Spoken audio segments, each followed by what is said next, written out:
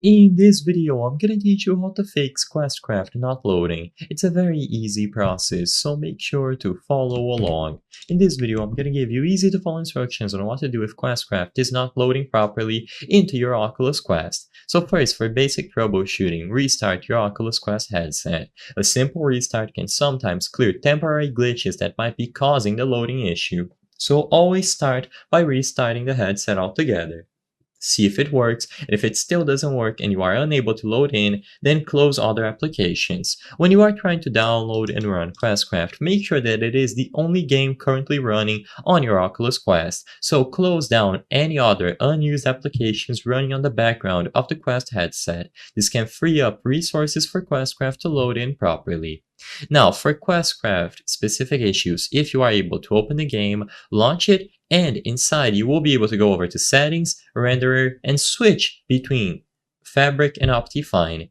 Once you switch the renderer settings, see which one works best. Usually, if one is giving you trouble, the other one could solve your issues. And of course, ensure that you are using a compatible Fabric version with your downloaded Questcraft version. You will be able to check the version and see if those match. So for example, when you go over on GitHub, the version is going to be listed here. You have to make sure that the version of the game itself and Fabric match properly.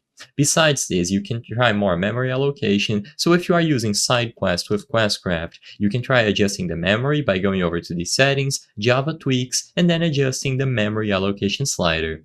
Try allocating more memory within reason to see if it helps the game load, and if it still doesn't work, then there's not much else that you can do. I would highly suggest updating the software for everything. So update the software on your Oculus Quest, update the side quest launcher, and you will be able to see if this works. As long as you have everything up to date, you will be able to have the latest version with the most amount of bug fixes. As a last resort, you can try reinstalling Questcraft entirely.